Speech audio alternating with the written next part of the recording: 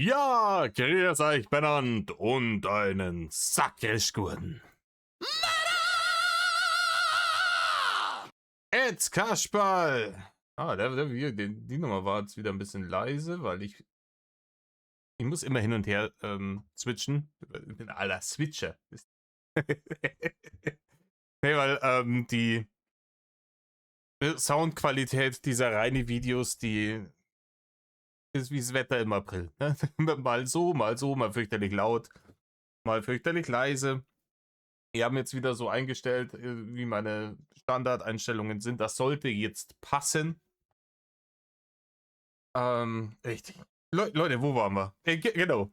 Ich habe euch hier schon geteasert, habe ich euch. Ding im letzten hier, Zeug. Da ist er. Qualitätsoffensive hat genau 2 Videos gedauert und diese 2 Videos haben zusammen keine Viertelstunde gedauert und das war innerhalb einer Aufnahmesession, wo er sich die Mühe gemacht hat, tatsächlich diesen Hintergrund da reinzumachen und nicht einfach diesen vollgeschmandeten grünen Lappen da hängen zu lassen. Das ist jetzt schon wieder vorbei. Dafür hat er sich hier die Assi-Palme neu rasiert. Das ist ja auch schön. Ja, und man sieht jetzt schon wieder, dass scheiße geworden ist. Also ich sehe, dass definitiv nicht zentriert ist. Der ist von uns aus gesehen links. Ja, wenn ihr da an dem Ansatz von dem Iro gerade runter geht, dann landet ihr ungefähr auf Höhe seiner Pupille. Und von uns aus gesehen rechts, wenn er da gerade runter geht, dann landet ihr da ungefähr zwischen Iris und Tränendrüsen und Augenwinkel praktisch hier. Ja, also, das ist schon mal, also, egal. Ne? Er hat ja gesagt gehabt, er holt die Bastelschere nochmal raus, um sich hübscher zu machen. There we go. Dementsprechend, keine Ahnung. Ich habe keine Ahnung, worum es hier geht. Es heißt Wunderbutter. Diesmal stand es im Titel auch drin, das hier Nummer 40, Wunderbutter. Ich befürchte Schreckliches. Ich hoffe, dass es nicht ganz so schlimm wird. Leute, in diesem Sinne. Hockzeichera, Sammermehrer. Reißt euch eine Halbe auf, denn mir gingen einer in Rainer. Metal und Servutz. Wollen wir wetten? Mann, meine Haare sehen heute wieder mal aus, ne? Verdammte Scheiße. Einmal wette ich drauf und dann nein. Und ja, Rainer, deine Haare sehen scheiße aus. Aber hey, das sind wir von dir gewohnt. Ne? Es ist ja auch nicht anders zu erwarten, wenn ein minder bemittelter 850er hier mit der Kinderbastelschere sich an die eigene Mähne geht. Aber das passt perfekt zu dem heutigen Thema. Erstmal ein herzliches Willkommen beim Drachen. Und heute machen wir... Okay, wenn es Haare zu dem Thema, aber dann ist es irgendein Schmand, der sich in die Haare schmiert.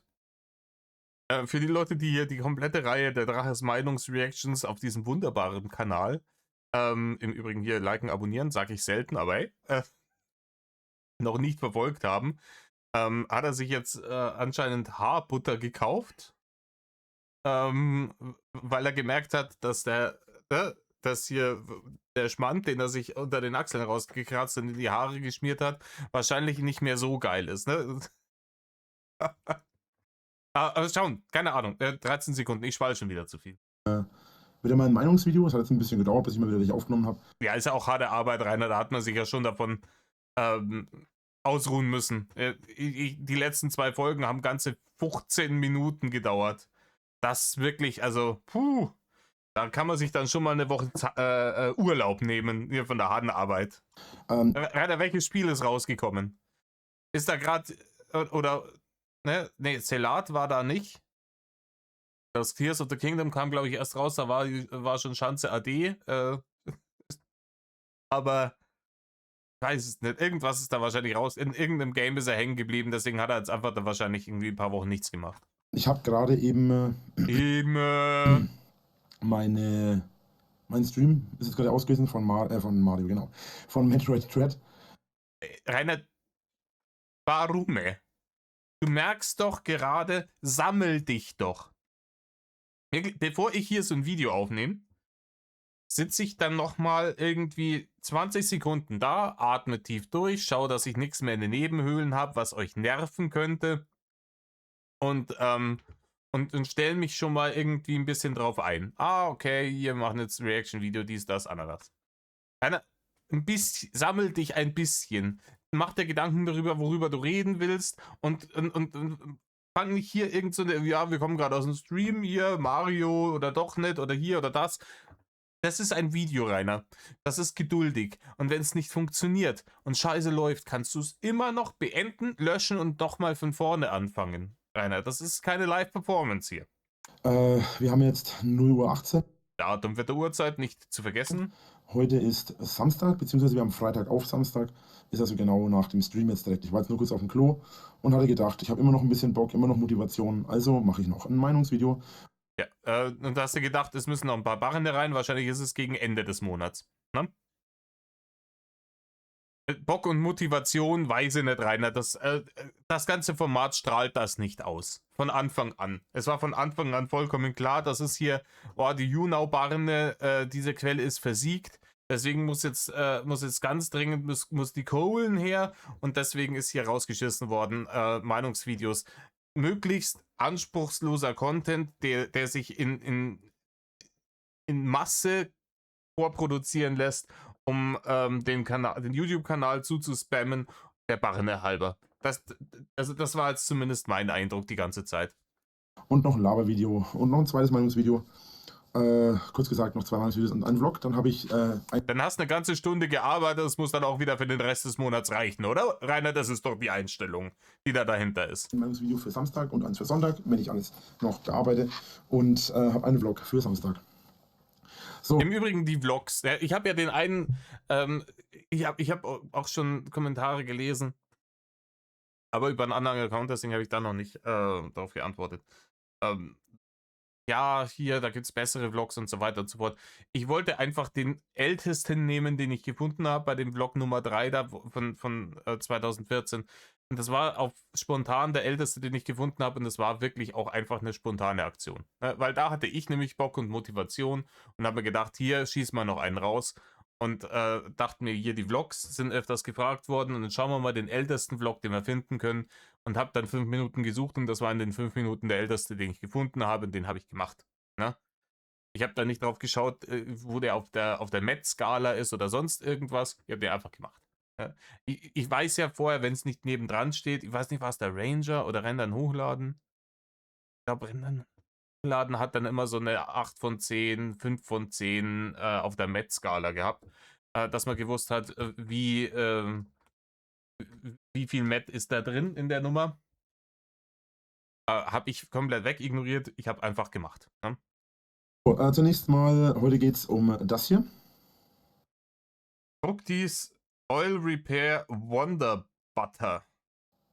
Wir hatten ja schon mal, wartet mal, wo habe ich es denn hingestellt? Ach hier. Wir hatten ja schon mal darüber gesprochen. Das ist so ein Haaröl. Oder Hatten wir?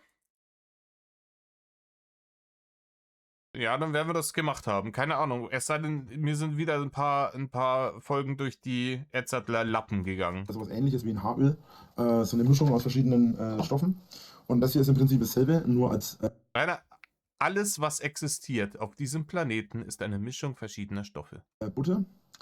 Hört sich erstmal komisch an. Das ist nichts, was man aufs Brot schmiert. Das ist, Ich würde es dazu trauen, Rainer. Ganz ehrlich, ich hätte es dazu getraut. so sieht's aus. Ist auch nicht flüssig oder so. Ja, also hier, ja, ist hart. Ja, also nicht so mega hart. Also das glänzt auch ein bisschen. Ja, das ist halt keine Ahnung, es ist sowas wie eine Haarkur, oder? Aber Hey, der Flieger ist schon wieder am Stissel. es wird in erster Linie für Schaut sie euch an, habt ihr sie gesehen? Habt ihr sie gesehen? Da war sie, warte, ich zeig's euch nochmal. Genau hinschauen, die fliegt mir jetzt um den räudigen Schwelles rum, warte. Da ist sie. aber es wird in erster Linie für die Haare benutzt auch. Und man schmiert es quasi in die Haare. Man kann das anwenden. Wartet mal, wo steht's denn? Genau. Top vorbereitet, der Mann. Er ist wieder top vorbereitet. Ne? Er liest es jetzt on the fly und wir wissen, lesen gehört zu den OG-Hatern. Auf jeden Fall. Liest er das jetzt on the fly, was da drin ist, wofür man es überhaupt benutzt. Öl Repair 3 Wunderbutter mit pflegenden Pflegenden Shea Butter. keine Ahnung. Und Ja, das hätte man vorher lesen, vielleicht dann auch googeln können, wenn da Shea-Butter drin steht, dass man dann weiß, was das ist. Ja?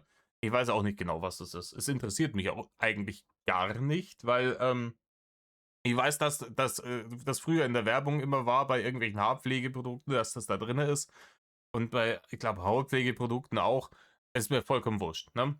Wenn ich mir die Haare wasche mit einem Shampoo und die sind danach strohig und scheiße und räudig, dann benutze ich das Shampoo nicht nochmal. Wenn ich eins gefunden habe, das funktioniert, wo meine Haare danach gut ausschauen und sich halbwegs kämmen lassen, nicht zu fettig und nicht zu trocken werden, dann benutze ich dieses Shampoo.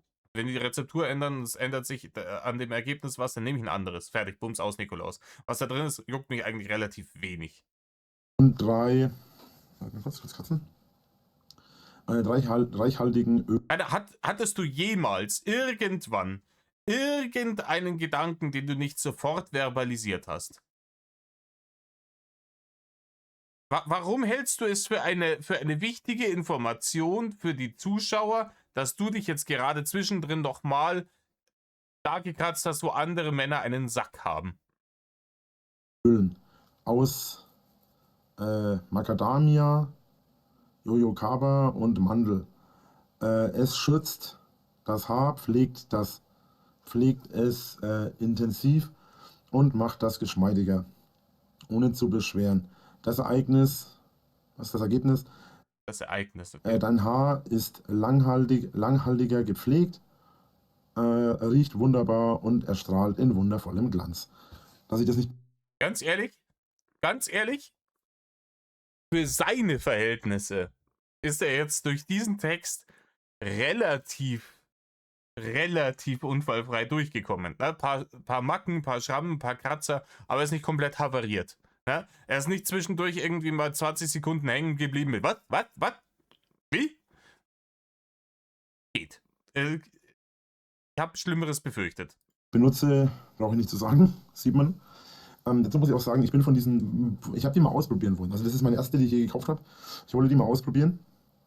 Also das erste, was man Wollen wir wetten, dass er sie nicht gekauft, sondern auf die Battle-Liste gesetzt hat, weil er sie mal ausprobieren wollte? an dem Teil wirklich feststellt ist, habe ich mir jetzt gerade nach Nase beschmiert. Es riecht wirklich geil. Also ja, das sind diese Pflegeprodukte, das ist immer wichtig, dass die gut riechen. Ne, wenn das nach Scheiße stinken würde, würde es ja keiner benutzen, Rainer. Weil es will ja keiner aus der Dusche kommen und nach Scheiße riechen. Natürlich riechen die gut. Wonach riechen sie, Rainer? man merkt die Macadamianuss raus und Ja, genau, die riechst du raus. Rainer riecht die Macadamianuss raus. Freilich, Rainer, freilich. den Pfirsich und so weiter. Man schmeckt es oder man riecht es wirklich. Man schmeckt. Er hat sich's doch. Hier war Brot und Brötchen, oder was? Hat er sich's doch irgendwie auf die Stulle geschmiert. Stand Butter drauf. Dann hat er sich gedacht, das schmeckt aber komisch. Und dann ist ihm aufgefallen, also das hätte ich mir eigentlich hier in die Zoten schmieren sollen. Schmecken würde ich nicht empfehlen. Also habe ich nicht probiert, aber es ist eine Art Seife. Deswegen würde ich das wohl nicht empfehlen. Ist wohl nicht unbedingt zum Verzehr geeignet.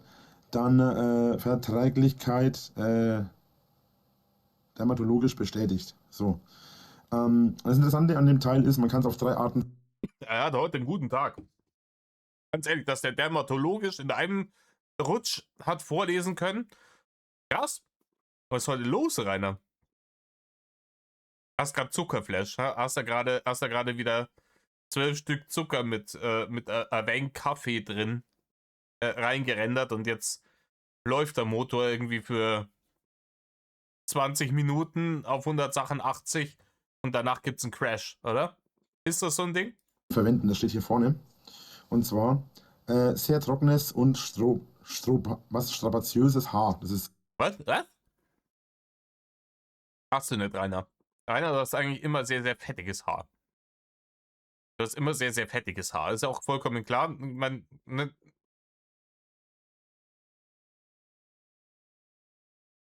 Bei dem Blubber, jedes Mal, wenn der schwitzt, und der schwitzt sehr viel, kommt da wahrscheinlich jede Menge an Schmiere mit raus. Ich habe sehr trockene Haare.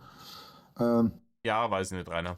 Einmal kann man es auftragen auf nasse Haare zum Ausspülen als tiefenpflegende Maske. Das heißt, man schmitzt Die Maske, die bist du, Rainer. in die Haare lässt es eine Minute einwirken und dann Was steht denn drauf?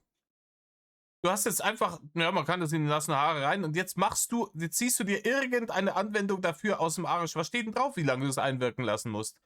Steht da 1 Minute, steht da 5 Minuten vielleicht?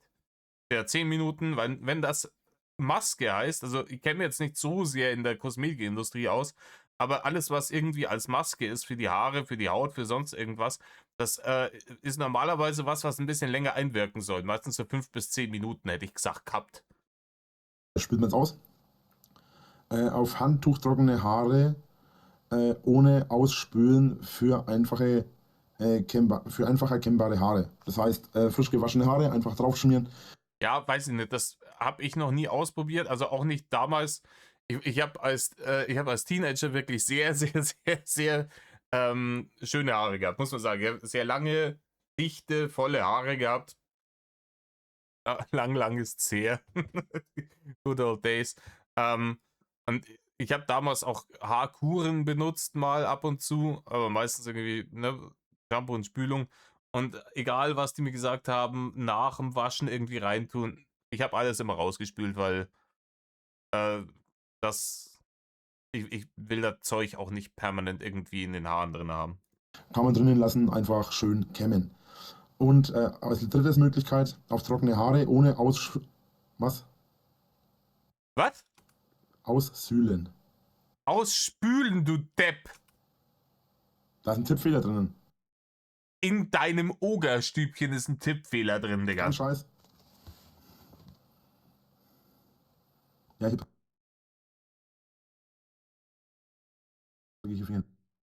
Es ist tatsächlich ein Tippfehler drin, ohne Aussühlen. Oder Aussüllen. Ist das, ja, keine Ahnung.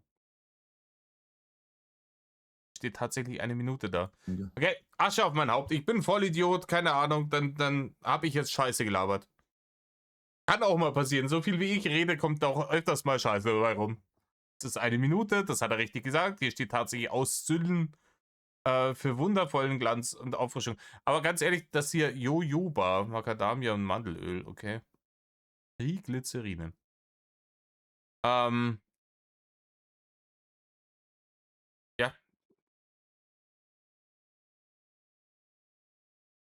Ja, da fehlt ein P. Da steht halt ernsthaft aussühlen. Ja, aber auch Rainer, auch wenn da jetzt ein P ist und wie gesagt, hier Asche auf mein Haupt, ich hab, ne, da hab jetzt ich wieder Scheiße geschwallt. Aber Rainer, wer sich über Tippfehler und Rechtschreibungen anderer Leute nicht lustig machen sollte, ne, derjenige, der bist mal wieder du. Boah, gleich verklagen, oder? So, aussühlen. Rainer, wenn man für jeden Scheiß, den du falsch geschrieben hast, jedes Mal, wenn du wen statt wenn geschrieben hast, dich verklagen würde, Rainer. Huiuiuiuiuiui. Hättest du nicht mehr viel Zeit auf diesem Planeten, weil du würdest den kompletten Rest deines Lebens in Gerichtssälen verbringen. Soll jetzt als Spülen heißen. Für wundervoll glänzend. Und das ist auch wieder, das ist sowas, wenn er irgendwo einen Tippfehler reinhaut, ne? Was er ja echt am laufenden Band bringt, irgendwie in seinen Titeln, in seinen Videotiteln, Streaming-Titeln etc. Bei allem, was er in Anführungsstrichen schreibt, sind Tippfehler galore drin. Und man ihm da, auch die Leute, die ihn da einfach nur darauf aufmerksam gemacht haben, gesagt haben, hier Rainer, im Übrigen, dir ist dein Tippfehler unterlaufen, du hast dir Ding in den Titel geschrieben. Gleich wieder als persönlichen Angriff genommen, gleich wieder ausgerastet, im Idealfall gleich gebannt. Schreiben die hier Aussühlen drauf. Ist das ein Schenkelklopfer. Da wird sich aber wieder eine halbe Stunde lang drüber lustig gemacht. Mal schau sie dir an, die Typen von Garnier, wie deppert die sind. Halt die Fresse einfach. Und Aufrichtung. Auffrischung. Also kurzum, ich bin jetzt einfach in die Haare kicken. Pflegeintensiv, Pflege, Shea Butter und die ganzen Öle stehen halt nochmal mit drauf. Das hört sich gerade so ein bisschen an, wie kennt ihr von Cold Mary Packproduktbeschreibungen oder wie das heißt? Erst einmal, man sieht, es ist eine schöne optische Farbenkombination mit Braun und Gelb.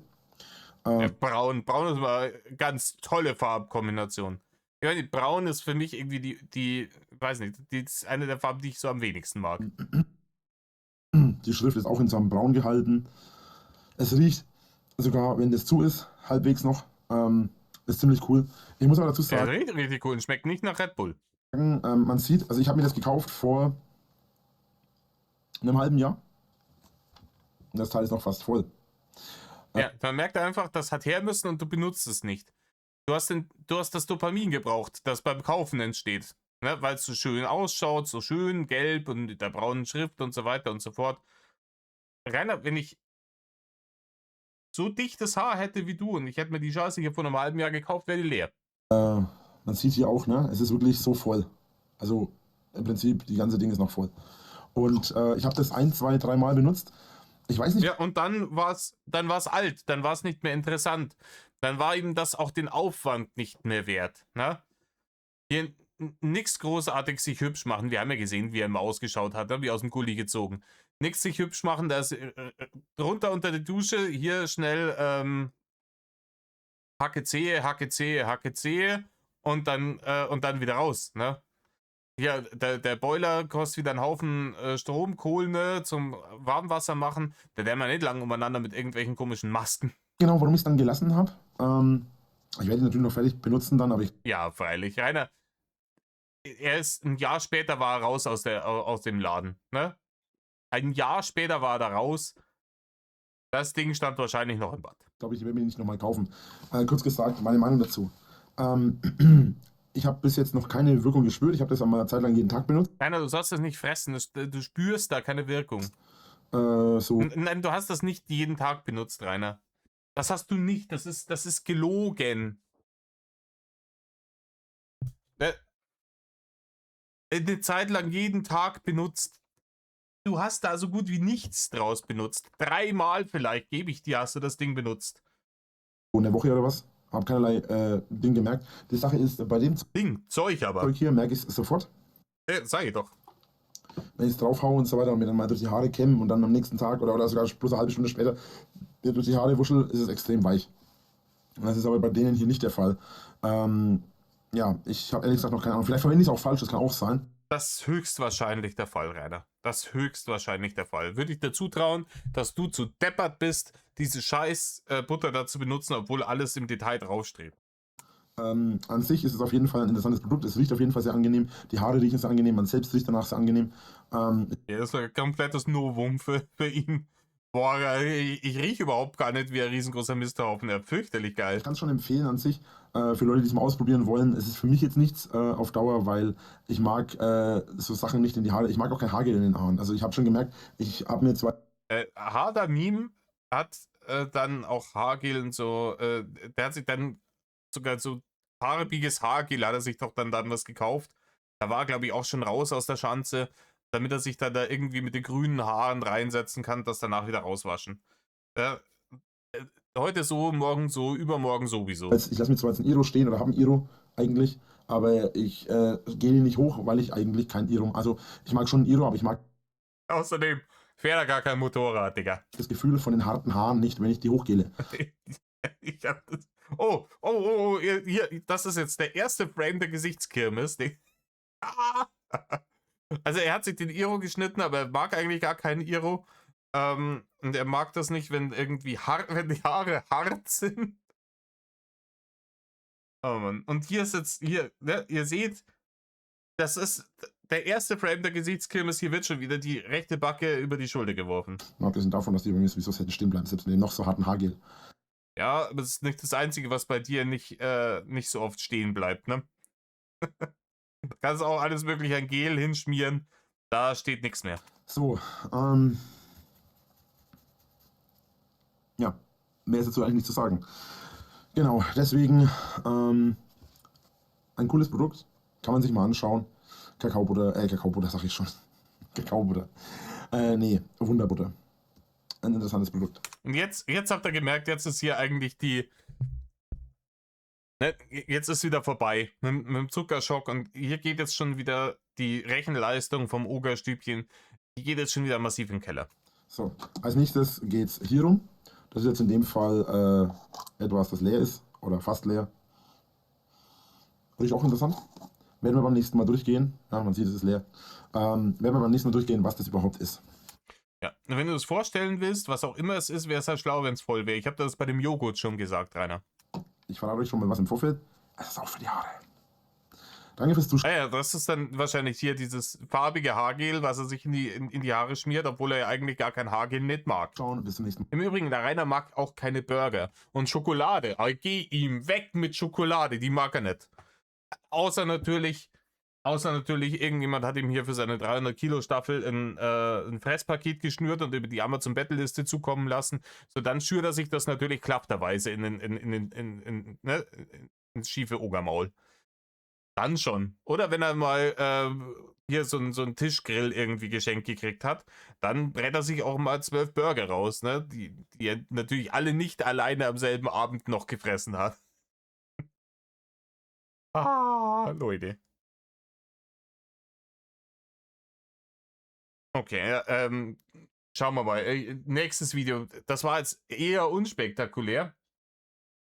Schauen wir mal, was er uns jetzt im nächsten Video über dieses, ich nehme an, farbige Haargel da zu verzapfen hat. Es heißt sogar, Draches Meinung, farbiges Haargel, Nummer 41. Let's go. Also viel hat er nicht zu verzapfen, weil das dauert keine 6 Minuten. Metal Leute, Servus und ein herzliches Willkommen beim Drachen. Metal und Servus, offensichtlich nimmst du dieses Video direkt nach dem letzten auf. Schön. Letztes Mal die Butter und heute das komische Teil hier. Ups. So, heute ein weiteres Meinungsvideo und ich habe mir gedacht, wir quatschen heute nochmal darüber. Wir haben jetzt 0:26 Uhr, also es ist... Ja, Rainer, ich kann rechnen. Ne? Du hast 0:18 Uhr gesagt vorher, du hast knapp 8 Minuten fürs vorherige Video gebraucht. Ne? 8 plus 8 sind 16. Dann sind wir jetzt bei 0:26 Uhr. Weiter im Text. Das ist genau nach dem letzten Video. Richtig, Rainer. Und auch direkt nach dem Stream. Ja, immer noch. Das hast du im letzten Video auch schon gesagt gehabt. Habe gerade jetzt noch gar nichts anderes gemacht, außer dass ich auf dem Klo war. Da habe ich die Zeit... Wie oft musst du das noch erwähnen, Rainer? Ich sag's dir was. Es interessiert niemanden, wann du beim Scheißen warst. Jeder von uns, wirklich jeder von uns möchte diesen Vorgang so weit wie möglich aus seinem Schädel verbannen. Niemand, aber wirklich genau OG, niemand hat Bock, sich vorzustellen, wie du da dir hinten irgendwie so den braunen Schaum aus dem unteren Rücken presst. Keine Sau. Du musst das nicht am Anfang jedes Videos erzählen. Im Übrigen war heute schon scheißen. Teile gesehen und gedacht, ich mache dann mal ein Meinungsvideo zu. Von den Teilen hier habe ich verschiedene Farben. Das ist jetzt in dem Fall Silber, beziehungsweise Silbergrau, wie man hier sieht. Es hat so einen Glitzereffekt mit drinnen. Es riecht interessant und es ist für die Haare. Riecht interessant ist auch, also wenn irgendjemand, also angenommen ihr kocht irgendwas oder ihr schenkt irgendjemandem irgendwie so ein, was auch immer das ist, ne? Aber sagen wir mal irgendein komisches Kosmetikprodukt und die Leute sagen, es riecht interessant, dann denke ich mir so, ah, shit, ne? Da ins Klo gegriffen, die haben da gar keinen Bock drauf. So, man sieht, das Teil ist halt auch ziemlich leer, also benötige ich mir, muss man irgendwann wieder was besorgen davon. Ja, muss dann mal wieder auf die Amazon-Battle-Liste setzen und Rainer, wenn du sagst, du hast mehrere davon, dann hätte ich vielleicht eins in die Hand genommen, wo ein bisschen noch was drin ist. Kann man sich auf Amazon kaufen, haben mir auch Zuschauer letztes Jahr zu Weihnachten, nicht zu Weihnachten, letztes Jahr zu Silvester habe ich davon, letztes Jahr... Es ist wirklich anstrengend. Mach doch einmal den Kopf zu und schalt das Ogerstübchen ein. Und dann erst sprechen, wenn oben fertig gerendert ist. Letztes Jahr zu Weihnachten, Schmarrn, zu Silvester, es ist anstrengend. Es ist wirklich, wirklich anstrengend, dir zuzuhören. Zu Halloween, also fast von einem Jahr habe ich davon... Fast von, ja... Weihnachten, Halloween, alles das gleiche. Hauptsache Italien. Einiges bekommen, mehrere verschiedene Farben. Konnte ich gut für Halloween verwenden. Konnte ich auch danach super verwenden. Hat also super gepasst. Ja, kann super verwenden. Das braucht man ja praktisch dauernd. So ein farbiges Haargel. Wenn man ausschaut wie ein Depp. Letzten Endes muss ich jetzt dazu sagen... Letzten Endes! Dass die... Letztendlich muss ich dazu sagen, dass... Da ist es wirklich das komplette Programm. Ladies and Gentlemen, letzten Endes, die räuspern, sich nochmal wiederholen, jetzt kommt nochmal die Teile hier schon geil sind. Das ist aber halt auch ein Schmeckt nicht nach Red Bull. Er hat's ausprobiert. Haaröl. Das ist keine. Ursprünglich habe ich gedacht, das ist einfach nur eine Farbe. Ja, aber es ist tatsächlich kein Haaröl, es ist keine Farbe, wobei es natürlich auch Farbe ist. Ich habe heute wirklich einen langen Arbeitstag hinter mir. Meine Akkus sind ziemlich leer im Kopf. Und meine Bullshit-Toleranz tendiert gegen 0 aktuell. Und dieses dumme Geschwalle, dieses wirklich absolut ohne Ziel vor sich hingeschwalle. Ohne Sinn, ohne Inhalt, ohne nichts. Hört euch das nochmal an. Aber es ist tatsächlich kein Haaröl, es ist keine Farbe, wobei es natürlich auch Farbe ist.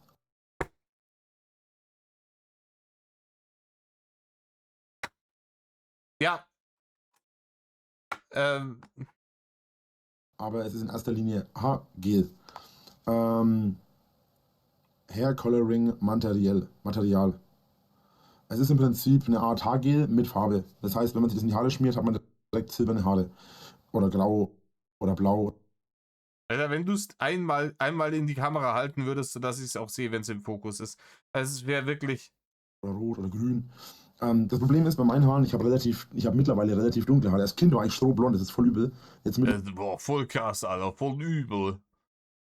Ja, das kommt häufiger mal vor, dass Kinder hellere Haare haben, wenn sie auf die Welt kommen, was ein bisschen danach dunkelt. Das ist ganz normal, Rainer. Mittlerweile habe ich recht dunkle Farben. Und ich habe auch das Gefühl, ich werde in den Jahren immer dunkler. Also was ursprünglich blond war und dann später. Rainer, es ist in deinem Ogerstübchen brennt immer weniger Licht.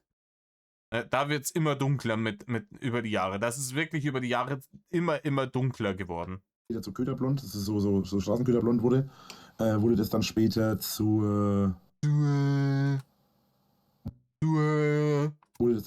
braun und es wird auch in den letzten Jahren immer dunkler. Vermutlich wird es, bevor es komplett schwarz wird, auch grau, wer weiß. Macht auch nichts an sich.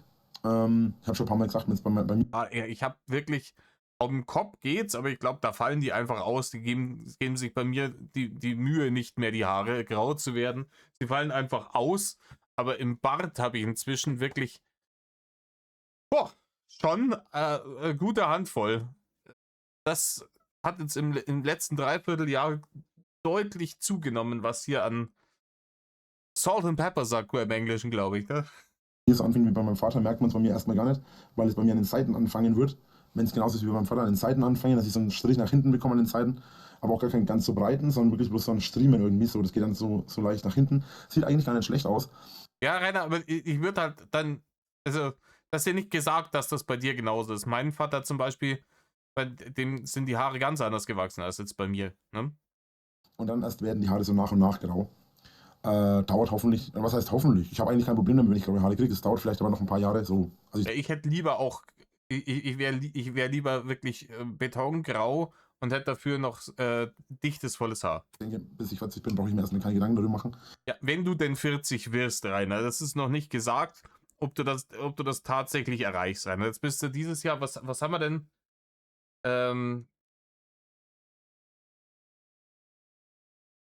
37 geworden, oder? In 3 Jahren, 2029, wird er 40. Also wenn er es denn wird. Und ich sag's dir, Mitte der 30er Jahre wirst du nicht mehr sehen. Was, wie gesagt, mir auch eigentlich am Arsch vorbeigeht. Also. An welchem, Rainer? Was haben wir hier? Wir haben hier Haarfarbe. Wie gesagt, es gibt verschiedene Varianten davon. Es ist im Prinzip wie ein Haaröl. Erwähntest das bereits. Es ist wie Öl, nur dass es kein Öl ist, wie eine Farbe, aber doch keine Farbe. Es ist halt ein Gel und du schmierst es in die Haare und dann glitzert das. Ne? Das ist eine nette Spielerei für kleine Kinder zum Fasching und das war's. In Haargel, nicht Öl. Und im Prinzip perfekt für jeden, der sich gerne die Haare färbt, aber gerne mal was anderes probiert. Weil jedes Mal, wenn ihr das benutzt, müsst ihr, beziehungsweise könnt ihr natürlich, weil es Haargel ist, könnt ihr natürlich am nächsten Tag oder am Abend oder sonst was eure Haare ausspülen. Ja, können. Das ist eher alternativlos, wenn du nicht willst, dass danach dein komplettes scheiß Bett silbern ist. Dann würde ich schon vor mir in die Haie gehen, hier diesen Schmand überhaupt noch aus der Matte waschen. Das wäre angesagt, Rainer. Und dann sind eure Haare wieder fresh und ihr könnt neu benutzen und neue Farbe draufhauen. Ist so gesehen ziemlich praktisch für alle, die sich eben gerne mal in verschiedenen Farben kleiden. um nicht zu sagen punkig. Aber wie gesagt, Ja, nee, ich glaube, Leute, die punkig unterwegs sind, die nehmen eine richtige Farbe. Das ist hier für Uschi, die mal ganz wilden, einen ganz wilden Tag hat und sich denkt, hier für Karneval schmier ich mir mal irgendwie eine silberne Strähne in die Matte und gehe als Storm von den X-Men oder sowas, keine Ahnung. Ja. ich mit meinem Iro brauche wohl kaum was von punkig erzählen. Ja? Wenn ich den Nein, du brauchst wirklich nichts von punkig erzählen, Rainer. Du bist der unpunkigste Mensch aller Zeiten. Sich gehen zu lassen und einen Fick auf die körperliche Hygiene zu geben, ist nicht das Alleinstellungsmerkmal von Punk sein und in der Bruchbude zu leben. Ne, Punk ist eher so ein Lebensgefühl, das ist eher schon so eine Einstellung. nach oben gehen würde, Alter. Ja. Nur weil man sich hier so einen schiefen Iro dahin rasiert hat, ist man noch lange kein Punk. Geht nur leider nicht, weil meine Haare eben nur schlecht halten. So, das wäre es erstmal soweit dann dazu. Das gibt es wie gesagt in Rot, Grün, in Blau. Ich habe es schon in Lila gesehen.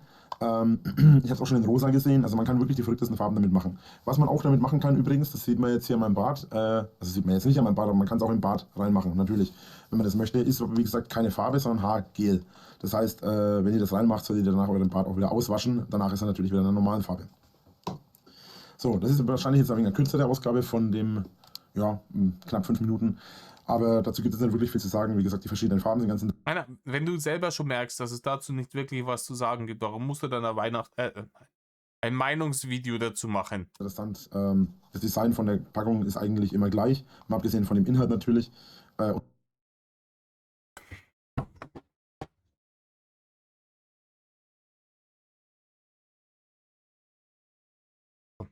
Komm. Und natürlich auch den Text, der draufsteht, weil da steht jetzt in dem Fall Ja, natürlich. ja, wenn da eine andere Sorte drin ist mit einer anderen Farbe, dann ist da. Ne? Irgendwas mit Silber drauf. Übrigens, nebenbei bemerkt, ist das eine englische Marke. Also es steht alles auf Englisch drauf. Ja, ist das auch klar. Wenn irgendwo irgendwas auf Englisch draufsteht, dann ist es immer auf jeden Fall eine englische Marke. Ja, und wenn Made in China draufsteht, ist es eine chinesische Marke und so weiter und so. Es ist ganz genau so ist es, Rainer. Oder steht es auch irgendwo auf Deutsch? Nö. Das ist also komplett auf Englisch. So gesehen, also auch ziemlich praktisch. Was ist denn darin praktisch, bitte? Ist doch vollkommen wurscht. Das macht's doch nicht praktischer, weil da das auf dem Etikett auf Englisch draufsteht. Ich weiß auch gar nicht, da das Es natürlich. ist wieder komplettes Dummgeschwalle. Es sind einfach wieder Worthülsen, die rausgeschossen werden. Der hat gerade gesehen, scheiße, 5 Minuten, ich muss noch ein bisschen Zeit schinden. Ding ist, ich glaube, dass es einfach nur ein Haargel ist. Aber es kann auch sein, dass es für was anderes gedacht ist und ich das nur für Haargel benutze. Egal, wie gesagt, gibt es auf Amazon. Ich danke euch fürs Zuschauen. Bis zum nächsten Mal. Euer Drache, haut rein und tschö. Ja, tschö, Rainer, tschö. Wo sind wir denn? 38 Minuten. Na, okay. Machen wir nur eins.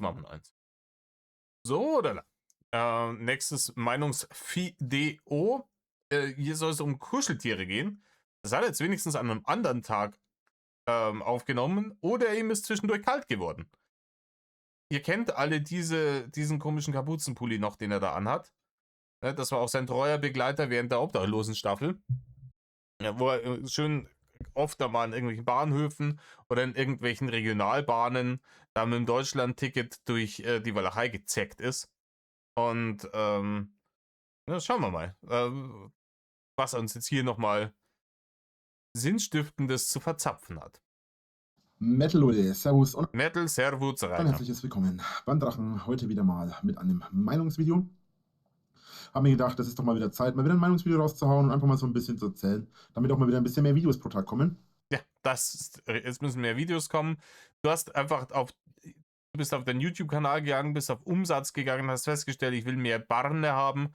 Dann müssen jetzt hier wieder die Meinungsvideos, ein dankbare Prügelknaben, die holt man dann schnell mal aus dem Schrank und dann wird hier schnell nochmal 7 Minuten was dahingeschissen über irgendwas, was niemanden interessiert und weil es gerade zufällig in deiner Reichweite ist. Man sieht auch an den Haaren, ne, da wo abrasiert wurde im Vergleich zum letzten Video, wenn ihr ein bisschen zurückspult nochmal. Ich würde sagen, wahrscheinlich auch wieder so 2 Wochen oder sowas werden da ins Land gegangen sein, seitdem der die letzten Meinungsvideos gemacht hat. Und das heißt, er hat es mal wieder notwendig. Insgesamt 2 Meinungsvideos habe ich vor, heute noch aufzunehmen und auch schon zu bearbeiten und dann auch morgen und heute eins hochzuladen. Rainer, du bearbeitest diese Scheiße nicht. Rainer, du bearbeitest gar nichts davon. Weil auch, du willst ja auch nichts rausschneiden, weil jede Sekunde dummes Geschwalle ist kostbare Runtime und das mit dir Cash in die Tasche. Das heißt im Klartext, ja, heute kommt eins und morgen kommt eins. Oder so ist es so geplant. So. Ja, es ist so geplant, Rainer. Du bist dabei, es gerade zu machen. Heute reden wir über Kuscheltiere und meine Meinung dazu. Ich bin ja. Du bist hängen geblieben im Alter von einem 6-Jährigen, deswegen hast du noch immer eine sehr, sehr tiefe Bindung zu deinen Kuscheltieren. Hey, Leute, ich scheiße euch nicht an. Ich habe hier auf der Couch auch hier 2 Plüschtiere liegen. Das eine ist tatsächlich wirklich einfach mein allererster Teddybär. Das ist so ein Waschbär-Teddybär von Steif, den ich mit 3 Jahren gekriegt habe. Da ist einfach ein bisschen sentimentaler Wert dran. Und das andere ist so ein kleiner Plüsch-Cthulhu. Und den habe ich einfach, weil ich ein fürchterlicher Lovecraft-Nerd bin. So, das war's. Ich bin ja ein großer Fan von Kuscheltieren. Wie jeder 6-jährige Rainer. Ich habe jetzt mal stellvertretend den Todoro, Ich hätte mir vielleicht ein Plüschtier ausgesucht, dessen Namen ich auch aussprechen kann. Von Studio Ghibli. Und den habe ich jetzt mal stellvertretend für alle Kuscheltiere, die ich so habe. Ich habe ziemlich viele. Viele aus meiner Kindheit, aber auch viele von meiner Zeit als Erwachsener. Ja, und viele von der Amazon-Battle-Liste, Rainer. Hier diese kleinen Buhus und diesen ganzen Scheiß, was du da wieder hast holen lassen. Weil ich halt Kuscheltiere mag. Ich bin kein wirklicher Sammler als solches, aber ich finde manche Kuscheltiere immer ganz Nein, du bist kein Sammler, du bist halt ein geistiges Kleinkind, Rainer. niedlich. Vor allem, wenn sie dann zu klein sind und, keine Ahnung, hier mir jetzt auf der Schulter sitzen könnten.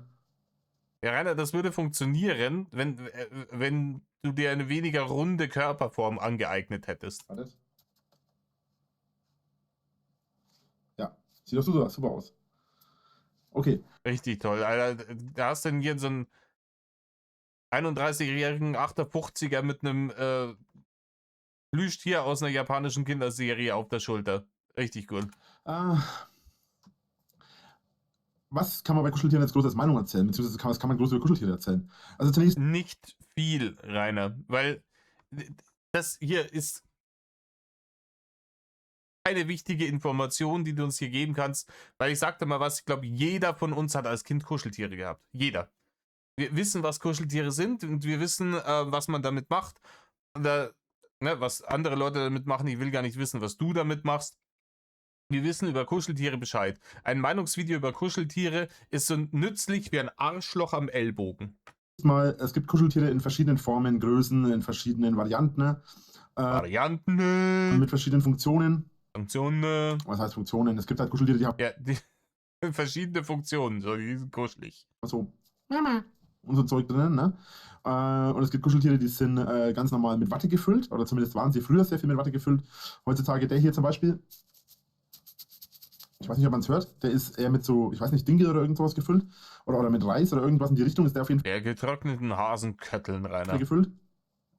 Macht jetzt keinen großen Unterschied. Ja, ist halt beim Kuscheln ein bisschen komisch, weil es sich ein bisschen anders anfühlt. Ist aber ansonsten nicht okay, weil der ein schönes Fell ringsrum hat. Und da wären wir schon beim zweiten Punkt.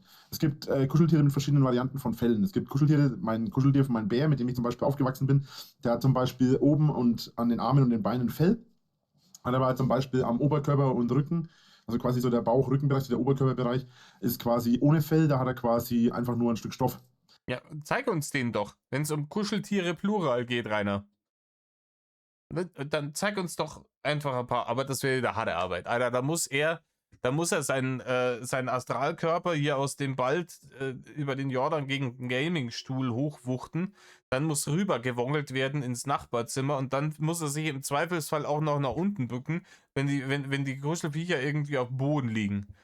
Und dann noch zurückwongeln, das Ganze in die Kamera halten. Ne? Das ist absolut nicht zumutbar. Dann würde er da wieder sitzen, gehen die Niagara-Fälle, laufen ihnen die Fresse runter. Von dieser harten Arbeit, von dieser unsäglichen, unzumutbaren Anstrengung, dass er aufgestanden ins Nebenzimmer gewongelt ist. Genau. Dann habe ich Kuscheltiere gehabt, das kennt ihr vielleicht auch von früher noch. Es gab mal ganz berühmt, glaube ich, so einen Affen, der hat so ein Hartplastikgesicht gehabt, während der Rest des Affen-Kuscheltiers quasi aus Plüsch war. Muss ich persönlich sagen, fand ich nie cool. Solche Kuscheltiere haben mir nie gefallen, weil ich die immer irgendwie nicht schön fand zum Kuscheln. Und ich bin ein großer Kuscheler. Ähm, Ja, deine rechte Hand kann ein Liedchen von singen. Dann gibt es neben den Kuscheltieren, die so aus Hartplastik und mit verschiedenen Sachen gefüllt sind und dann teilweise aus Stoff sich befinden, gibt es dann wiederum Kuscheltiere. Die dann teilweise aus Stoff sich befinden. Ich würde jetzt gerne wieder das Furzgeräusch machen, aber ich weiß, OBS wertet das dann als Störgeräusch und filtert es raus. Aber ne, stellt euch jetzt hier das Furzgeräusch vor. Tiere, die Hier. ja zum Beispiel so Teile haben, wo dann oft auch draufsteht, dann meistens so an den Blätterchen oder so steht meistens drauf, Achtung, nicht an Kinder unter 3 Jahren oder so geben. Also zum Beispiel ein Auge haben und Kinder halt auch oft mal an solche Sachen mal ein bisschen Ein Auge, das ist das Zyklopenplüschtier, das kennen wir alle. Ja, also, es gibt spezielle Sicherheitsanforderungen für Plüschtiere für Kleinkinder unter 3 Jahren, damit die nicht verrecken, wenn sie irgendwelche Teile davon runterschlucken oder wenn da irgendwelche Stoffe drin sind, die jetzt vielleicht nicht so geil sind. Weil kleine Kinder alles in den Mund nehmen, Rainer. Also sind die zwei Bevölkerungsgruppen in dem Land, die dauernd irgendwas in der Goschen haben, sind kleine Kinder und du. rumkauen und alles. Und dann, wenn das Auge halt abgeht beim Rumkauen drauf und das Kind das nicht verschluckt, kann es halt auch gefährlich für das Kind werden. Deswegen soll man sowas normalerweise keinem Kind geben, was unter 3, 4 Jahren alt ist. Dann gibt es Kuscheltiere, die medizinische Zwecke erfüllen. Ich denke das speziell auch, und deswegen habe ich vorhin Dinkel erwähnt, an Kuscheltiere, die mit Dinkel gefüllt sind oder ähnlichen Sachen. Ja, weiß nicht, ob man da Kuscheltiere nimmt. Ne? Also hier Sachen, die da mit Dinkel oder mit Kirschkernen gefüllt sind, sind meistens so Kissen. Und die sind dann schon nimmer für die Zielgruppe, sondern eher so für die 60 plus. Ja? Wo man sagt, hier, oh, muss ich mir so ein warmes Kissen irgendwie auf den Rücken legen, damit ich den nächsten Arbeitstag überstehe und jeden Tag sich denkt, nur noch so und so lang bis zur Rente. Weil sowas zum Beispiel, ich habe mal, meine Schwester hatte mal so ein Kissen, so ein Dreieckskissen, das wurde in der Schule, hat sie selber gemacht in der Schule. Das ist zwar kein Kuscheltier, aber es gibt auch Kuscheltiere, die so sind, die mit Dinkel gefüllt sind. Die kann man dann ein bisschen aufwärmen in der Mikrowelle oder so. Wie das Ja. Du hast doch mal das Kuscheltier in die Mikrowelle, das du da gehabt hast, da. Das will ich sehen, Rainer. genau funktioniert, muss man sich dann natürlich bei den jeweiligen Kuscheltieren oder Sachen beschauen. Beschauen, Rainer. Lesen muss man das, aber das ist ein böses Wort. Ja, lesen ist ein Hater. Und dann hat man quasi ein warmes Kuscheltier, was halt quasi auch aufgrund von der Wärme noch als so eine Art Wärmflaschenersatz da ist. So. Ja, aber keine Scheiße, Rainer. Es gibt so Kissen, wie gesagt, die so mit Kirschkernen und sowas gefüllt sind. Und die haust du dann vielleicht in den Ofen, aber nicht in die Mikrowelle. Ist ziemlich cool eigentlich. Und hat, glaube ich glaube, der Dinkel hat sogar noch zusätzliche Heileffekte, irgendwie sowas. Ich habe mich damit nie auseinandergesetzt. Ja, du laberst hier wieder drüber und danach heißt, ich habe eigentlich keine Ahnung davon. Jedes Mal. Gut, dann gibt es natürlich Kuscheltiere, wie jetzt zum Beispiel der Totoro, den ich hier habe. Ist ein Kuscheltier, das jetzt in dem Fall nach einer Studio Ghibli-Figur oder sogar nach der Studio Ghibli-Figur benannt ist, beziehungsweise gezeigt ist. Denn Totoro ist quasi das Studio Ghibli-Tier oder die Studio Ghibli-Figur, die quasi Alter, wenn er jetzt noch 3000 Mal Studio Ghibli sagt, Alter, dann speibe ich euch hier direkt vor die Füße. für alle Studio Ghibli-Filme immer irgendwie als Bildchen verwendet wird. Im Logo und alles. Die fanden den anscheinend ganz besonders cool. Muss ich sagen, ich habe den Film gesehen, ich fand ihn nicht schlecht, ich fand ihn jetzt nicht überragend im Vergleich zu anderen Studio Ghibli-Filmen, aber wenn man bedenkt, dass es vielleicht so einer der ersten Studio Ghibli-Filme war, ist das eigentlich, finde ich, nicht so schlimm. Na gut, ja, ich persönlich mag. So wie er redet, setzt er auch voraus, dass wir wissen, wer Studio Ghibli ist. Das hört sich für mich komplett nach irgendeinem besoffenen Gibberish an. Studio Ghibli. Das ist keine Ahnung, wenn Spätzle von mir irgendwie mit 3,5 Promille irgendwie mir versucht, irgendwas zu erklären. Ihn. Ich fand auch so vor allem cool, dass er hier so seinen Schirmersatz hat. Ne? So. Ja, der bringt richtig viel, wenn ich mir das so anschaue. Und einfach jedenfalls richtig cool. Und wenn man sich Totoro, den Film, mal angeschaut hat, dann gibt es so eine Szene, wo das kleine Mädchen auf Totoro liegt und so auf ihm rumkuschelt. Und wenn man sich das Kuscheltier hier anfasst und anschaut, es ist genauso flauschig, wie man sich Totoro vorstellt. In dem Fall jetzt. Finde ich besonders cool, weil auf die Art kann man. Wie er da. Die geistige Reife ist ihm ins Gesicht geschrieben hier mal wieder. Die geistige Reife ist ihm doch hier genau mal wieder ins Gesicht geschrieben. Machen wir das so. Also auf jeden Fall richtig cool. Ne? Er ist richtig, richtig geil. Schmeckt nicht nach Red Bull, Rainer. Und muss auch ganz ehrlich sagen, so Kuscheltiere fand ich schon immer richtig cool. Ich bin halt auch jemand, ich habe halt auch ganz gerne mal was so ein bisschen neben mir. Ja, und du bist einfach auch ein bisschen hängen geblieben, Rainer. Ja, und das auch, ja, freilich, du bist auch traurig. Du brauchst irgendwie so als Körperkontaktsersatz brauchst du die Viecher. Weil du halt einsam bist. Die sagst, du bist halt auch einsam. Rainer, du bist doch damals nicht deswegen permanent in irgendwelchen Discords rumgehangen, weil du der Meinung warst, du kannst jetzt da dein Influencer-Business damit aufziehen oder, ne?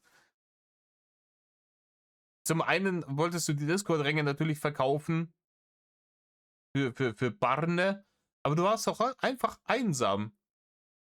Wie oft man von Leuten gehört hat, die gesagt hat, der zeckt da einfach den ganzen Tag rum und wenn du da reinkommst in Discord oder früher in Teamspeak, dann sofort wie so ein Pfiffi kommt daher und versucht dein Bein zu rammeln.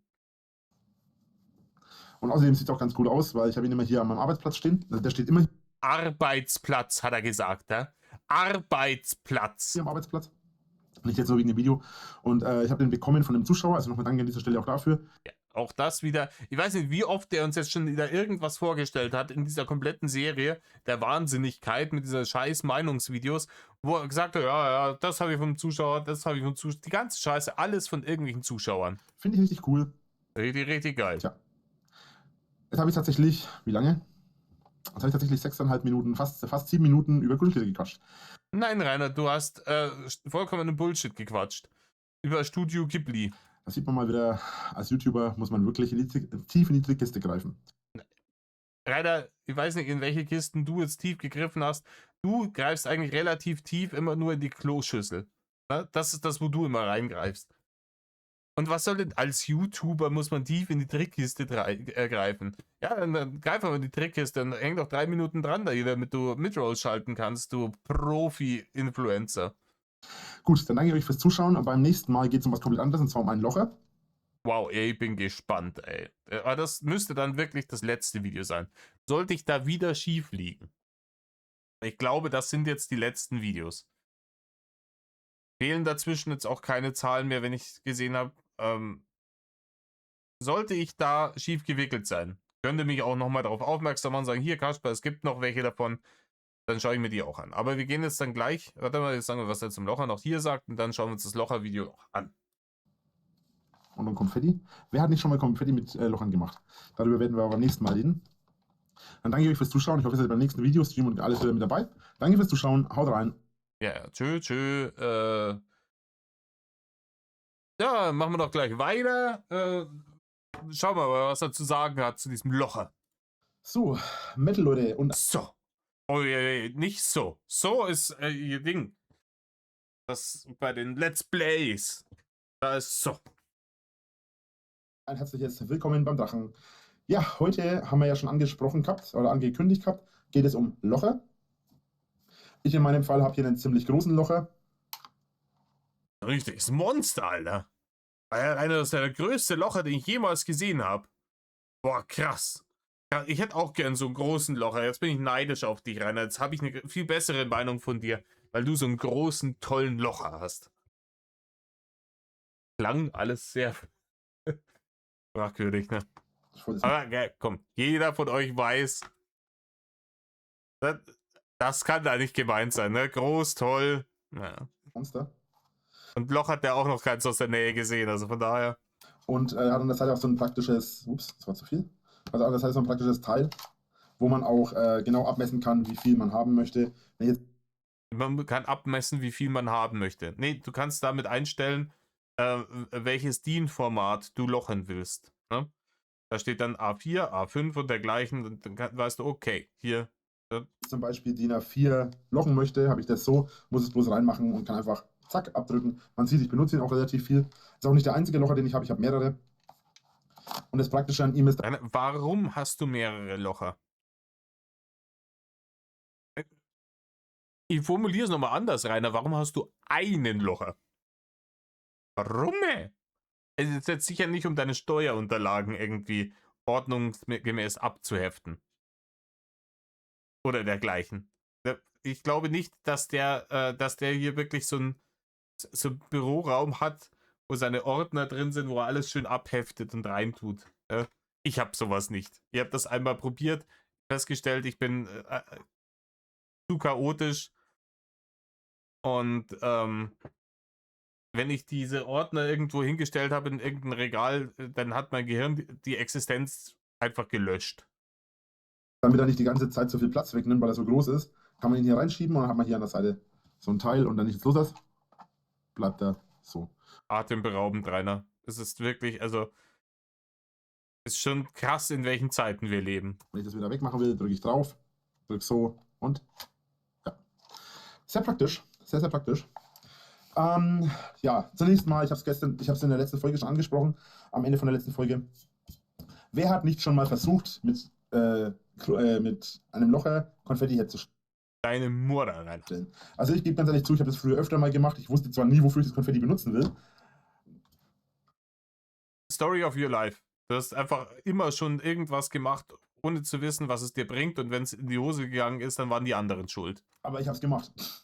Totale Papierverschwendung, totale Zeitverschwendung und dann meistens hat es auch nie was gebracht, weil man es irgendwie nie benutzt hat, aber irgendwie hatte man es versucht. Ja, Zeitverschwendung, generell Verschwendung an sich, darüber solltest du mal ein Meinungsvideo machen. Da bist du nämlich Experte.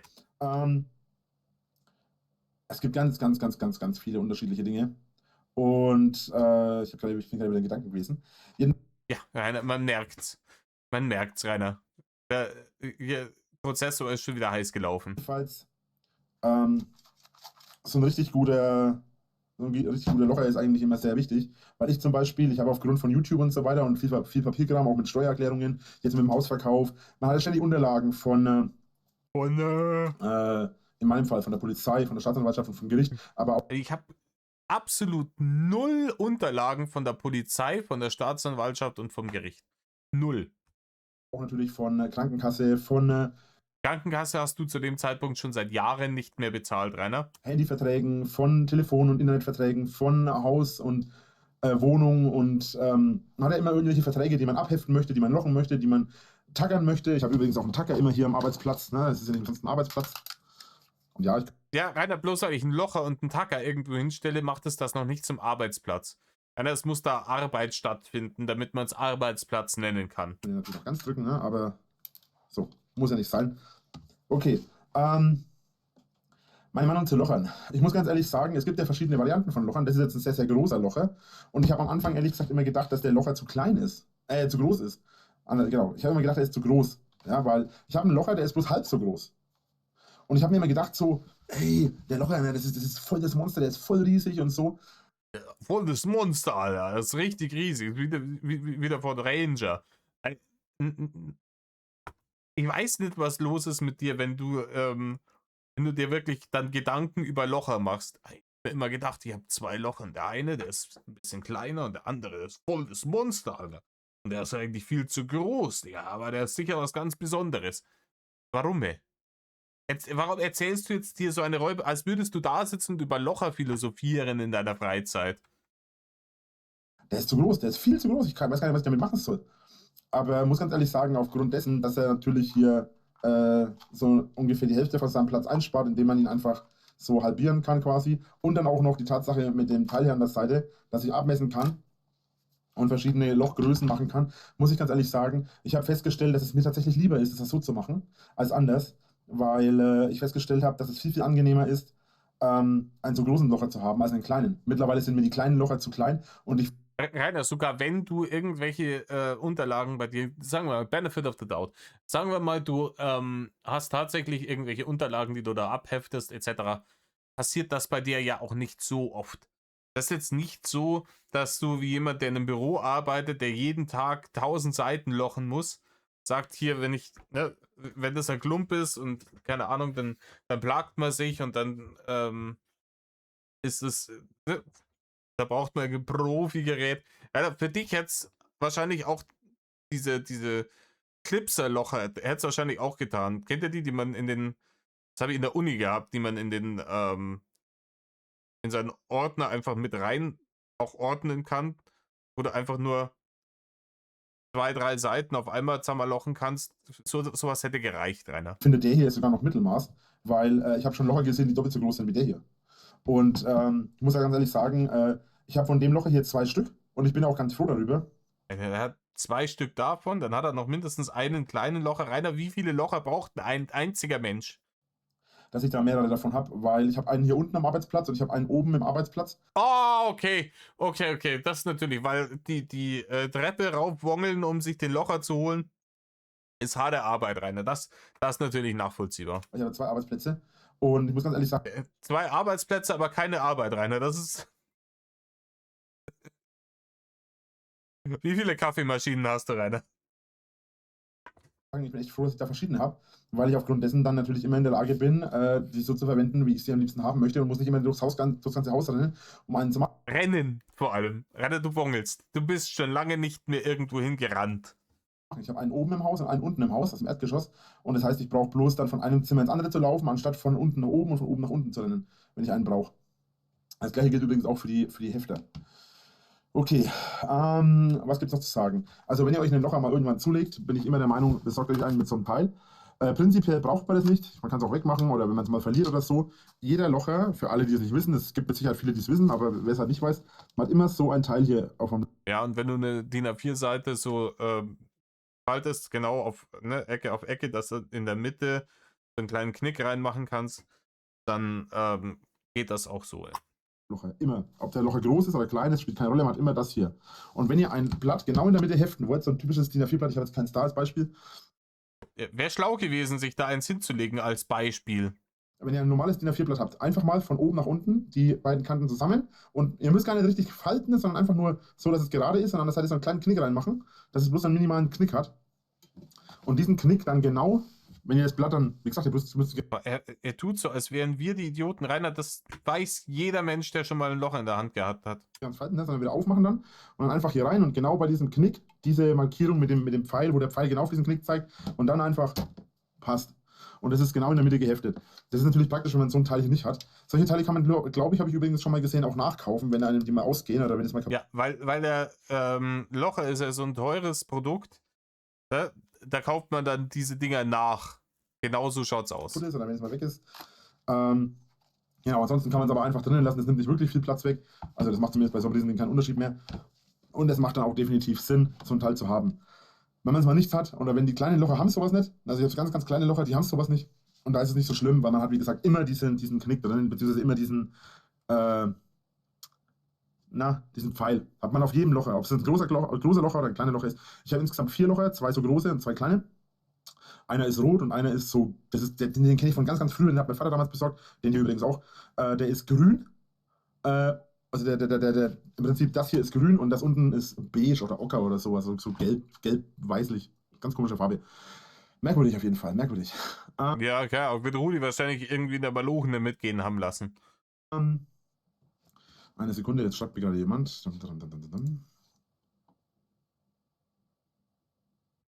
Lass dich von uns nicht stören, Rainer. So, wie auch immer. Ich bin auf jeden Fall. Jetzt habe ich wieder Sachen im Kopf. Nein, das Problem ist, dass du gar nichts im Kopf hast. Das ist das Problem. Also auf jeden Fall ist es so, Locher sind auf jeden Fall sinnvoll. Braucht man für jede Bürosachen. Und in jedem Büro sollte man ein Locher haben. Und ich würde es, wie gesagt, einfach aus Einfachkeit halber am liebsten damit machen. Vor allem viele wichtige Unterlagen will man oft nicht knicken. Und da ist es natürlich am sinnvollsten, wenn man so ein Teil dabei hat. Gut, jetzt laber ich bestimmt auch schon wieder 5 Minuten darüber. Ja, sogar länger, 7 Minuten schon. Also schon länger als über das Kuscheltier. Gut, dann danke ich euch fürs Zuschauen. Ich hoffe, ihr seid beim nächsten Video wieder mit dabei. Ja, nächstes Video gab es dann anscheinend nicht mehr. Das, also laut meiner Info ist das hier das letzte. Was wir als nächstes machen und wann das nächste Meinungsvideo kommt, weiß ich nicht. Ich versuche auch wieder jeden Tag ein Meinungsvideo zu machen, so wie auch jeden Tag einen Vlog, aber ich kann auch nichts versprechen. Nee, kann er nicht. Er hat keine Zeit nicht. Er sitzt ja nicht den ganzen Tag einfach nur in der Schanze und könnte von diesen Meinungsvideos an einem Tag 100 machen. Nee. Nee. Das ist nicht drin. Weiß ja nur ein Vlog am Tag und ein Meinungsvideo am Tag. Wisst ihr, wie lange er das durchgehalten hat, bis er jetzt hier Metal Off sagt? Weil ich auch in der nächsten Zeit viel zu tun habe. Aber das habe ich Richtig viel zu tun. euch ja schon oft genug erklärt. Das hat er tatsächlich oft genug erklärt. Ich weiß nicht genau, an welchem Datum das hier kam. Aber er hatte gesagt, hier Hausverkauf etc. Zu dem Zeitpunkt hatte er im Oktober eine Verhandlung, wo sie ihn eigentlich für 2 Jahre ins Camp Knacky hätten schicken sollen. Und was er aber damals dann auch immer gemacht hat, hat als Hauptausrede, warum kein Content etc. kommt oder warum der Content, wenn er kommt, dann immer so, heute mal ein One-Taker ausnahmsweise mal wieder war seine Ausrede, war ja zu viel Stress mit dem Umzug. Er ist mitten im Umzugsstress und deswegen hat er keine Zeit, nicht das zu machen. Meme hat gar nichts gemacht. Der hat legit irgendwie, als sie ihm dann tatsächlich die Pistole auf die Brust gesetzt haben und gesagt haben, Rainer, bis Ende Februar bist du hier raus, weil ansonsten ziehen wir dich an den geschwollenen Hammelbeinen hier raus. Da hat er sich dann dieses Lager geholt, hat das vollgestopft mit allem, was ihm gerade noch irgendwie wichtig war. Ne? Die, die Luan-Sammlung und alle mögliche Nippes, Playbutton, Master Sword und den ganzen Shit und hat das da in sein Lager verpackt. Und zu dem Zeitpunkt, wo er immer gesagt hat, oh, er kann gerade nicht so gute Qualität liefern oder gar nicht Videos machen, weil ist er so im Umzugsstress, hat er legit gar nichts gemacht. Gut, dann danke ich euch fürs Zuschauen. Haut rein und vielleicht sehen wir uns gestern bzw. heute im Stream. Haut rein. Tschüss. So. Ich weiß nicht, was das jetzt hier wieder ist. Dasselbe Video oder. Aber das müsste das letzte Video gewesen sein. Wartet sich schon nochmal nach. Ja, das war's auch dann schon. Dieses waren dann noch die verschollenen Kapitel der Meinungsvideos. Sehr spannend. Sehr, sehr, sehr spannend. Heute haben wir 4 Stück durchgepusht. In knapp über einer Stunde. Da waren wir gut unterwegs. Leute, ich werde jetzt nochmal schauen. In Zukunft müssen wir schauen, wie ich es am besten umsetze. Dass ich vielleicht noch ein paar von den alten Vlogs mache und mich da ein bisschen reinarbeite. Ich habe aber auch andere Themen, über die ich noch was sagen wollte. Ich war kurz davor, dieses Carina Push-Video zu dieser ApoRed-Thematik zu reacten. Werde ich vielleicht auch noch machen. Aber dann kam wieder alles Mögliche an weiteren, ich möchte jetzt nicht sagen Informationen raus, weil das widerspricht sich alles so sehr, dass man wirklich fast von nichts mehr als Information sprechen kann in dieser Causa. Ich wollte die Mimi-Videos diesbezüglich nicht reacten, weil mir bei der Beschreibung von diesem Mädchen, was sie da beschrieben hat, was da passiert sein soll, muss ich jetzt sagen, ein bisschen in den Mund erbrochen. Und ich möchte jetzt erstmal auch schauen, was jetzt da rauskommt. Aber ich bin mir, also natürlich, ne, Unschuldsvermutung, bladibladibla, da bin ich auch immer ein großer Verfechter davon. Aber ich habe da schon eine deutliche Neigung, wem ich da glauben soll. Und ich glaube, das große Problem an der ganzen Causa ist einfach, dass die Hauptzeugen ein C-Max und Leute, die mit C-Max abhängen sind, weil der schon immer verlogen war und nie wirklich glaubwürdiger, ernstzunehmender Mensch, geschweige denn Zeuge, und sich wahrscheinlich auch selber den Arsch noch aus der Schlinge ziehen will. Ich harre der Dinge, die da kommen und schaue dann, ob und wenn ja, auf was ich da reacte. Aber wie gesagt, die Mimi-Videos dazu, genau zu diesen Vorwürfen ApoRed gegenüber, werde ich wahrscheinlich hier nicht reacten, weil das hier wäre dann doch schon noch ein bisschen Unterhaltungscharakter haben und das ist mir auch zu harter Tobak einfach. Noch dazu, ja, keine Ahnung. Ich hoffe einfach, dass, wenn der das tatsächlich gemacht hat, wovon ich jetzt einfach mal, also, ne, ich glaube da dem Opfer, wenn der das tatsächlich so gemacht hat, hoffe ich, dass der jetzt endlich dann irgendwann mal ins Camp Knacky fährt. Das wäre längst überfällig. Aber ich schweife ab. In diesem Sinne, Leute, tut er nicht, was Rainer tut. Mad Love.